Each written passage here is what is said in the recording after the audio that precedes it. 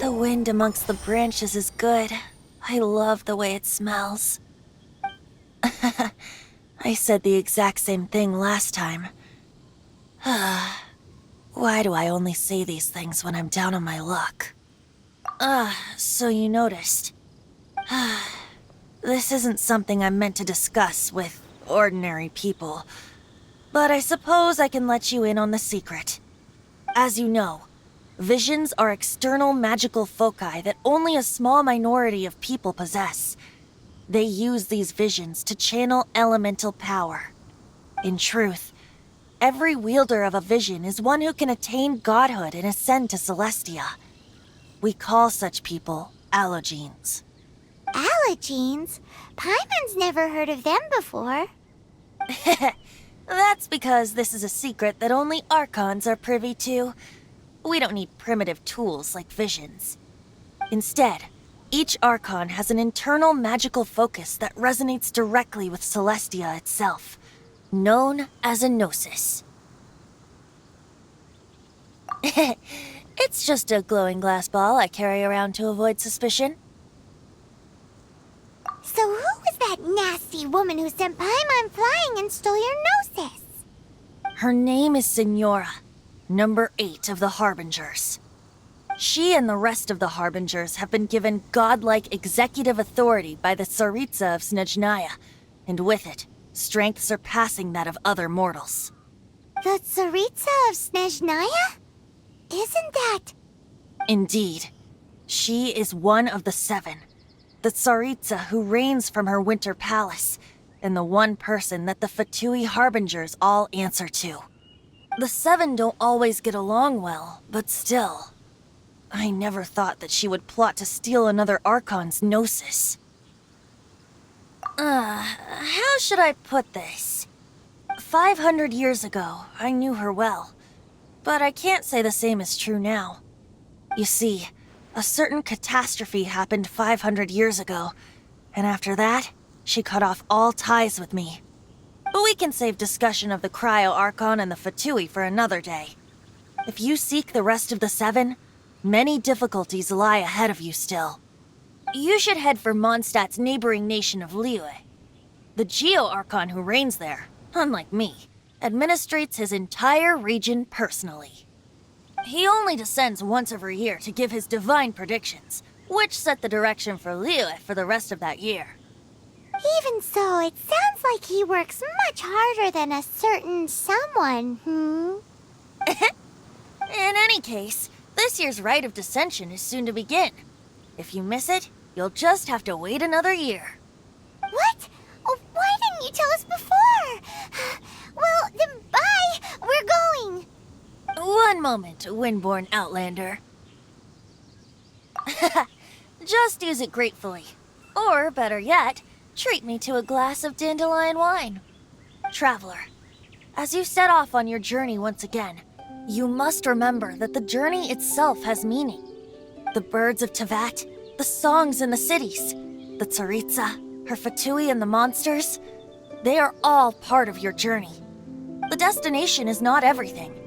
So before you reach the end, keep your eyes open. Use the chance to take in the world around you. Great. So that's that for the Animo Archon's admonishments. Back to Venti time. If you want to chat, now's the time. A bard stays not always in a single climb. Up till the end, Dvalin remembered his duty as one of the 4 winds. As such, I don't intend to forcibly strip him of that duty and force my ideals of freedom onto him. I just hope that Dvalin will be able to choose for himself and understand what freedom is. Before I became an Archon, I too was taught the meaning of freedom in this way by a friend. If you want to chat, now's the time. A bard stays not always in a single climb. Up till the end, as such, I just hope that Dvalin, before I became... If you want to chat, now's the time. Kaya shared some new intelligence, you say? Oh, I see. So, the Abyss Order has a prince who orchestrated the plan to corrupt Dvalin? They were probably trying to turn Dvalin into a weapon of war for the Abyss. But that said, I have never heard of any such prince of the Abyss Order. I think so too. Apparently. But how does a princess come out of nowhere and take command over the entire Abyss Order?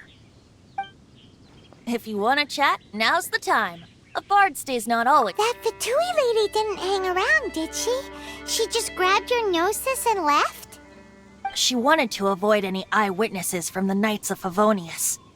The slightest slip-up here would have destroyed the Fatui's diplomatic relations with the Knights. So they're just gonna keep acting like Mondstadt's allies as if nothing happened? If only the 7 nations had banded together against the Abyss Order in the first place.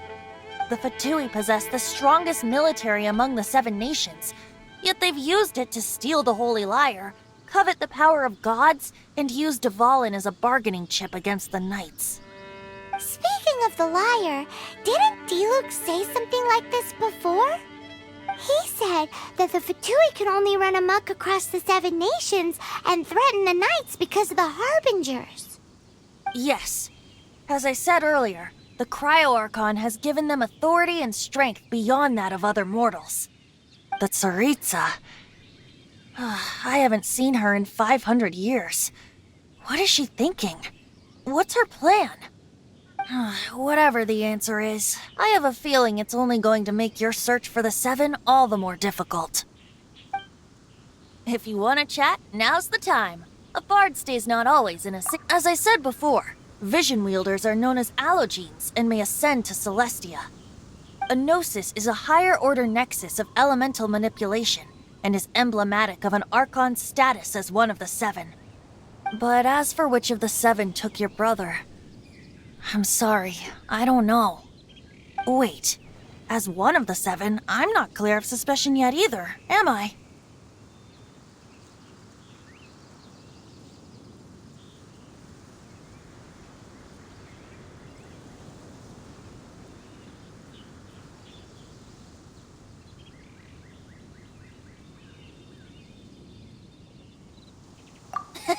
We're a great team indeed. Say, once you find your brother, how would you like to become one of the new 4 winds? You don't seem too into it. Hey, Tone Deaf Bard! If being one of the 4 winds means free food, you can consider Paimon. If you want to chat, now's the time. Well then, best be off to Liyue. If the dissension ritual you failed to tally, then another year you must dally.